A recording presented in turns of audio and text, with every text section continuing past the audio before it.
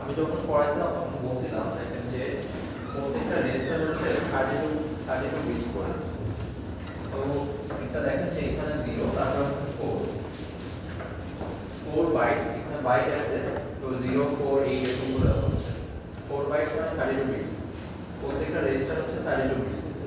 তো আমি যদি আপনাদের শুরুর অ্যাড্রেসটা দিয়ে দেই, মানে যে স্টার্টিং অ্যাড্রেসটা যদি দিয়ে দেই, তাহলে পরের অ্যাড্রেসগুলো কিন্তু আপনাদের সিকোয়েন্সিয়ালি দিতে হবে, মানে নিজের ইচ্ছা মতো অ্যাড্রেস দিতে দিতে হবে, মানে সিকোয়েন্সিয়ালি এরকম অ্যাড্রেস দিতে হবে যে এখানে প্রত্যেকটা দুইটা কনসিকিউটিভ দুইটার মাঝখানে 4 বাইটস এর ডিফারেন্স আছে। এবং ভিতরে যে রেজিস্টারগুলো এগুলো অবশ্যই নাম লিখে দিবেন। ভিতরের রেজিস্টার সবগুলো দিতে হবে, সেটা মানে কি স্যার ওডিআর পর্যন্ত দিতে হবে? হ্যাঁ, ওডিআর এর উপরেগুলো তো পড়ায় নাই, তো ওইগুলো যদি দিতে পারেন তাহলে ভালো, না হলে অবশ্যই এগুলো অবশ্যই দিতে হবে।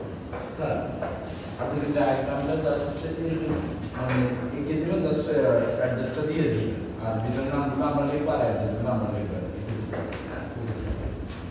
এই পাশে আর এই ডায়াগ্রাম দরকার নেই, এটা একই জাস্ট এটা একটু ভিতরে আর ডিটেইলস দিয়েছে, ওই ডায়াগ্রামটা আসলে ঠিক আছে, এটা লাগবে।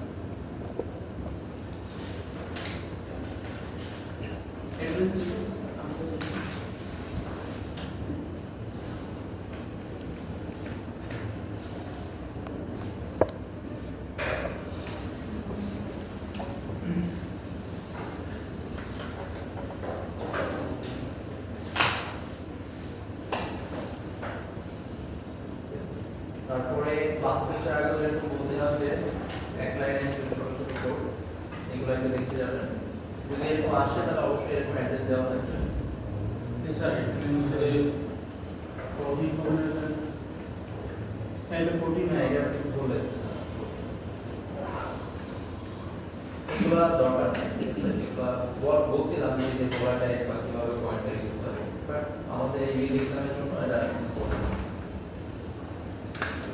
যেখানে বলছিলাম বলা টাইপ কেমিক্যাল হয়, বাট এই মিডের জন্য এটা ইম্পর্টেন্ট। একই জিনিস এখানে, এটা তো বলে দিয়েছিলাম যে টাইপ টেপ কোডের মধ্যে এটা দরকার নেই।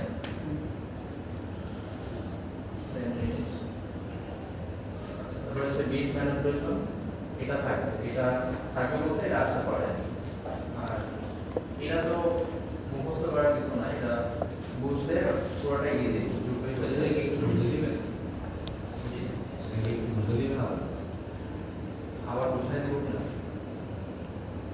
এখন এখন আপাতত বলে যাই পুরোটা কি বলা যায়।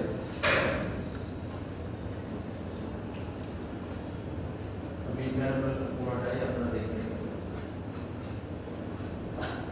তারপরে যে এই টাইপের যে ডায়াগ্রামগুলো আছে, এগুলো ডায়াগ্রাম ড্র করতে বলা থাকবে না, এরকম আসবে না। এগুলো হচ্ছে আমি দেখাইছিলাম ভিতরে কানেকশনগুলো কিভাবে হয়, জাস্ট একটা আইডিয়া নেই, এটাও সেম আসবে না।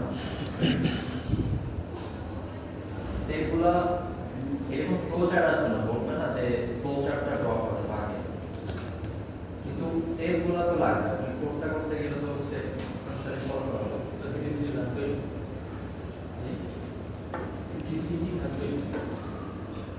না, এখন এটা ড্র করতে বলা থাকে না, স্টেপগুলো এরকম এরকম যে প্রত্যেকটা স্টেপের কোড এগুলো দেখবেন, প্রত্যেকটা স্টেপের এরকম দুই লাইনে জাস্ট কোডটা দেখবেন। এই যে এখানে ক্লাস টেস্টে যেরকম ছিল যে একটা ডাটা শিট নিচে দেওয়া ছিল, যেখানে বলে দেওয়া ছিল যে 00 মানে ইনপুট, 01 মানে কোনটা কি বুঝাচ্ছে এরকম বলে দেওয়া ছিল ক্লাস টেস্টে। সিমিলারলি ভিডিও এরকম একটা ডাটা শিট দেওয়া থাকবে, এখানে বলে দেওয়া থাকবে, ওটা দেখে দেখে কি হচ্ছে এগুলোতে কি ধরনের কোশ্চেন আসতে পারে, এগুলো দেওয়া হবে ক্লাস টেস্টের টাইপেরই কোশ্চেন আসবে।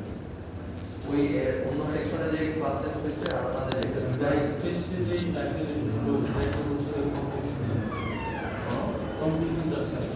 জি স্যার, আউটপুট কগুলো ইনপুট কগুলো বুঝতে পারছি না স্যার। এটা যদি আমাদের মধ্যে তিনটা যদি করবে, আচ্ছা ঠিক আছে, আমি আগে এটা বলে যাই। তো আচ্ছা, তো এই ডাটা শিটে যেরকম থাকবে সেই অনুযায়ী আপনি এখানে ভ্যালুগুলো বসাবেন।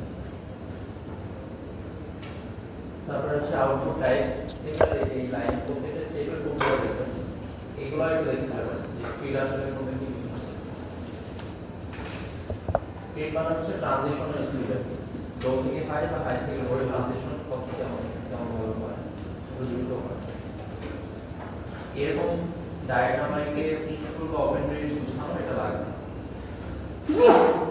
এটা লাগবে না স্যার? না, পুশ পুল বা ওপেন রেঞ্জ কি বোঝাচ্ছে ডায়াগ্রামাইকে আপনাদের বোঝানো লাগবে। এটা ঢাকা দিতে হবে।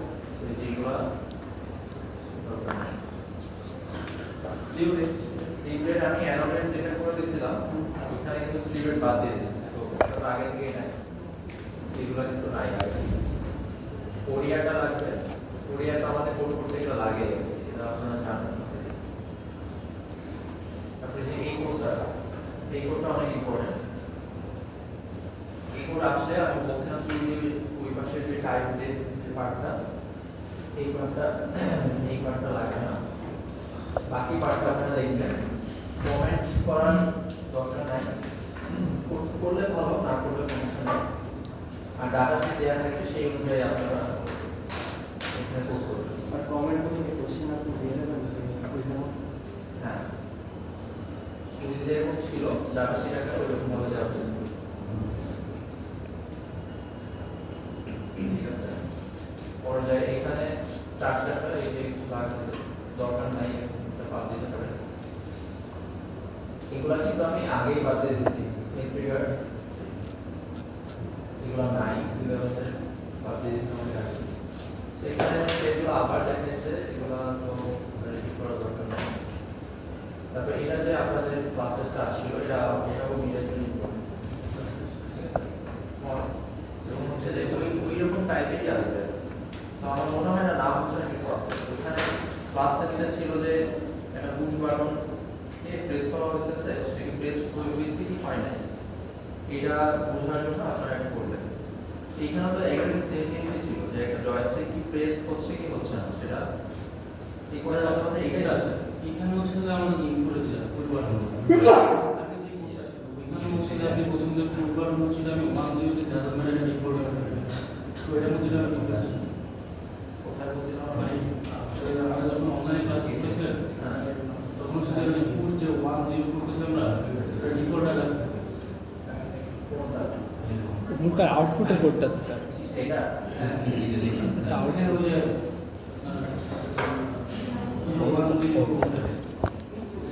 আচ্ছা, এই পুশ পুলের কথা বলতেছেন। এই পুশ পুল হচ্ছে একটা টাইপ, পুশ বাটন হচ্ছে একটা ডিভাইস, এটা একটা বাটন আছে না, পুশ পুল এটা তো বাটন না। পুশ বাটন কাকে বলে? এই যে আপনি যে এই যে কিবোর্ড আছে না, কিবোর্ডের যে একটা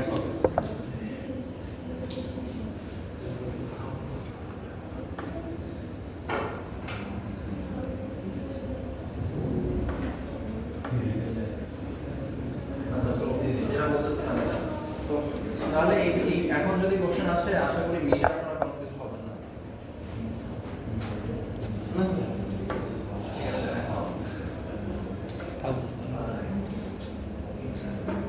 ওকে, তাহলে এরপরে দেখি, এরপরে ডিবাউন্সিং এর ছিল না। স্লাইড কি আছে এটা রেস্টল নাম করুন রেস্টল নাম করুন হ্যাঁ, সিটিতে দেখুন।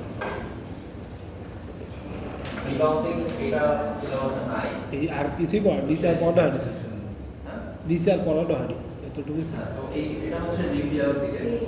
জিপিআর থেকে কিছু থিওরিটিক্যাল কোশ্চেন আসতে পারে আর কিছু কোড আসতে পারে, ওটাই আমি দেখাই দিলাম। স্যার থিওরি আসলে উপরে গুলো দিয়ে তাই তো? স্যার এক্সাম কত বার করে হবে স্যার? অলরেডি বলে দিচ্ছি মনে রাখতে। স্যার এক্সাম কত বার করে হবে? এক্সাম হচ্ছে 25%। মার্ক ডিস্ট্রিবিউশন চেঞ্জ হয়েছে, আগে তো 20% ছিল, 25।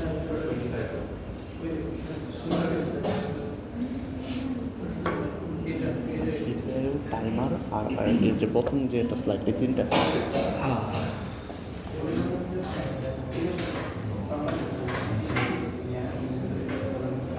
এইখান থেকে ভালো বেটার। আচ্ছা, এরপরে টাইমার দেখানো হচ্ছে।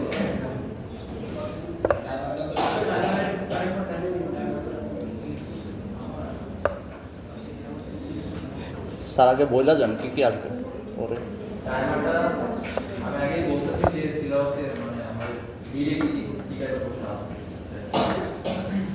তো এই যে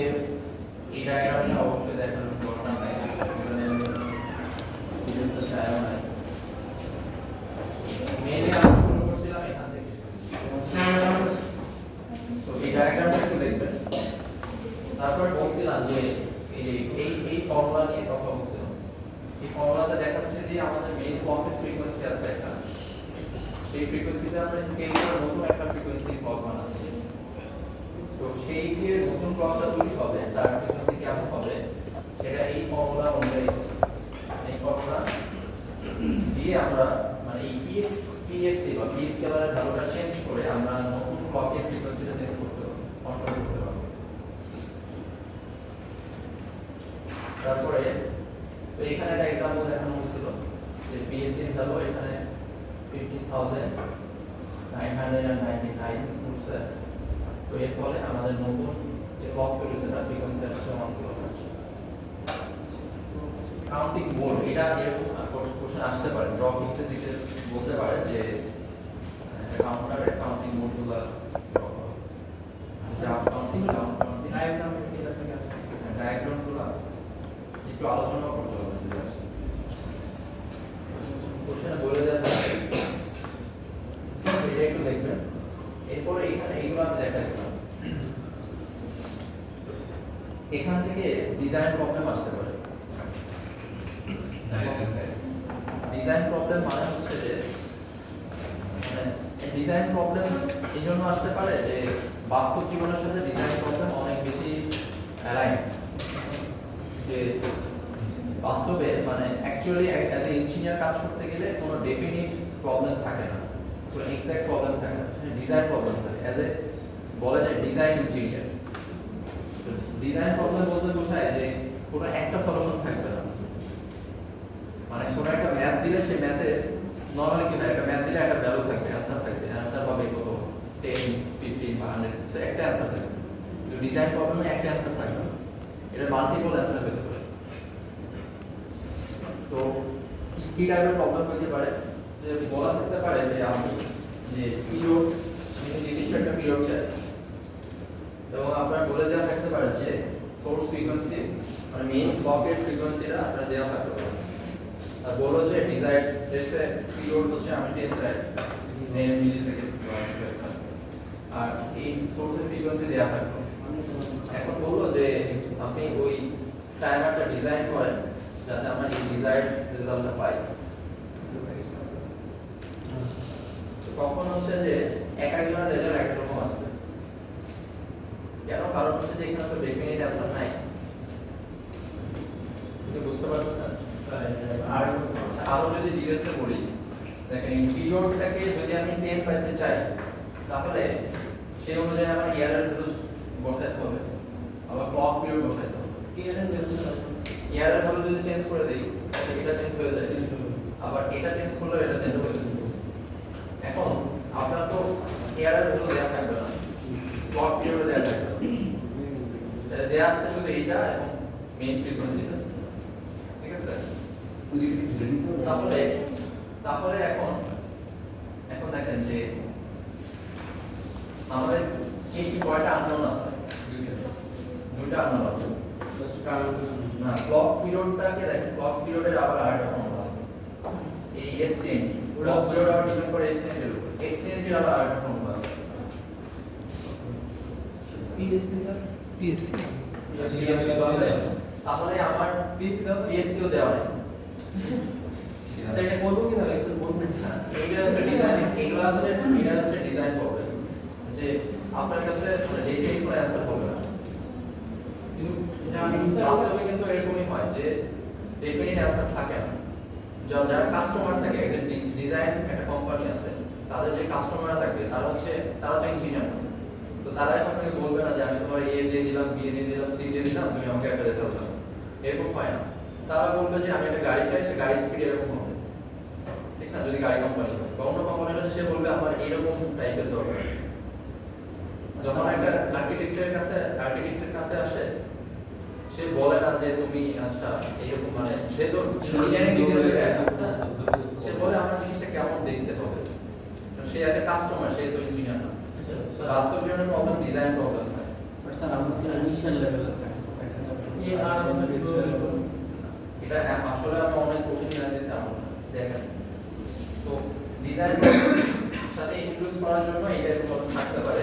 সেই ক্ষেত্রে কিভাবে অ্যাপ্রোচ করবেন? ধরেন যে আমাদের এখানে পিরিয়ড হচ্ছে 10 মিলিসেকেন্ড যদি হয় 10 মিলিসেকেন্ড।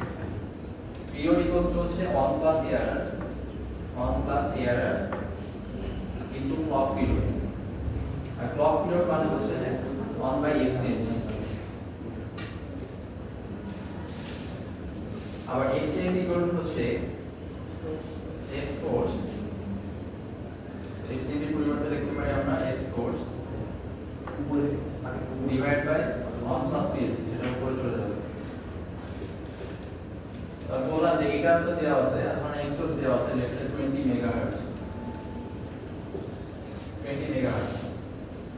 তাহলে আমাদের বাকি আননোন থাকে কি কি? ARR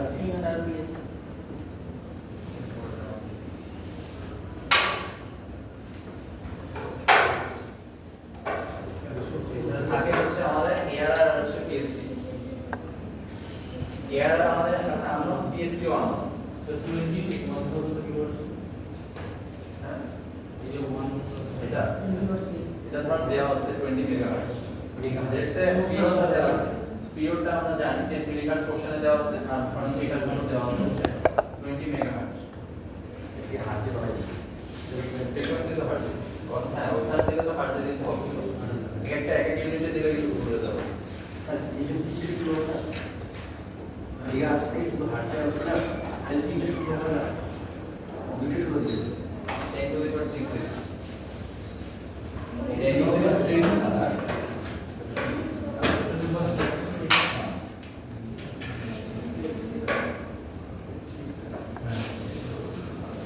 এখন দেখেন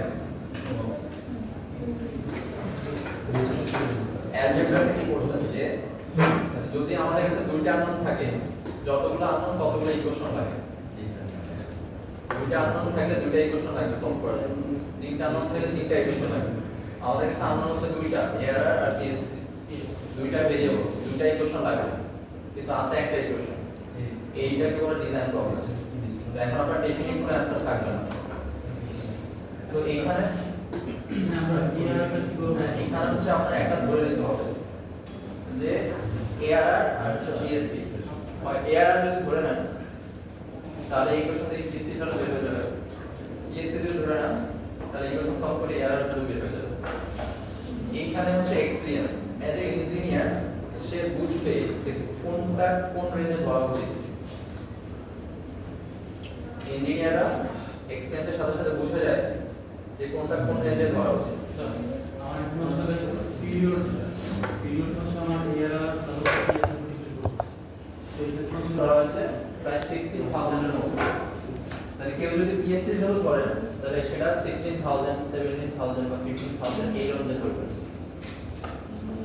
সেখান থেকে আমরা ক্লকটা রাখবো, মানে নিচে যে ক্লকটা রাখবো। হ্যাঁ, এই যে 20 মেগাহার্টজ এদিকে। স্যার এখানে যদি ARR 39 নেই তাহলে ইজি হয়ে যাবে, এই কত 39, হ্যাঁ তাহলে বাম পাশে 10 দিতে ইজি হয়, তাহলে এটা 30, 39 প্লাস 1 40 হয়ে যায়, তারপর 20 আর 20 কাটাকাটি হয়ে যায়, অথবা তবে এটাকে মানে অবাক ধরে নেবেন না, নরমালি হয় কি এরা 10 বা এই রেঞ্জে হয়, তো এই রেঞ্জে ধরে আর নেবেন। ARR ধরে নিতে হবে, ARR ধরে আমার পিএসসি আপনি যদি এরা ধরেন তাহলে PSC বের হবে, তাহলে এই এরার আর PSC ধরবে অ্যান্সার আপনার। আর যদি আপনি PSC ধরেন তাহলে এরার বের হয়ে যাবে। পিএসসি করতে গেলে স্যার ওটা রেঞ্জ কত দিতে পারবো? যেটা বললাম 15,000 এরকম। স্যার এইটা থেকে প্র্যাকটিস করতে বেসিক্যালি সুবিধা দিতে পারবো। হ্যাঁ, ওটাতে পাইতে পারেন। ডিজাইন প্রবলেম থাকে প্রত্যেকটা চ্যাপ্টারে দেখবেন, আমাদের দেশে ডিজাইন প্রবলেম অত বেশি জানা, কিন্তু বাইরের দেশগুলোতে প্রবলেমগুলো ডিজাইন প্রবলেম দেয়। এবং আপনি যদি বাইরের দেশের বইগুলো দেখেন, কোথায় আছে? সেই বইগুলোতেও অনেকগুলোর অ্যান্সার ইচ্ছা করে দেয় না, কারণ ওরা চায় যে স্টুডেন্টরা ওই অ্যান্সারগুলো ব্রেনস্টর্ম করে নিজে নিজে ওগুলো সম্পর্কে আরো জানুক, চিন্তা করুক।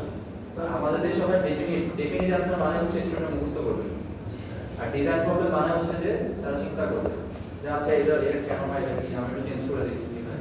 স্যার যদি পসিবল হয় এর উপরে কিছু প্র্যাকটিস করার জন্য আমরা বাসায় ট্রাই করতাম, বা কোনো অনলাইন সাইট আছে সেটা কালেক্ট করতে পারবো। ঠিক আছে, পারেন, বইতেই পারেন। আমার মনে হয় না মানে এই মিডের এক্সামের জন্য এত কিছু লাগবে। মিডের এক্সামের জন্য যেটা বলতেছিলাম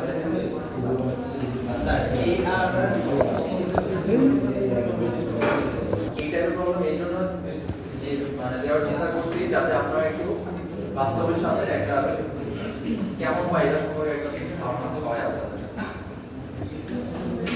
তাহলে এই আর ধরে পিএসপিটা বের করতে হবে।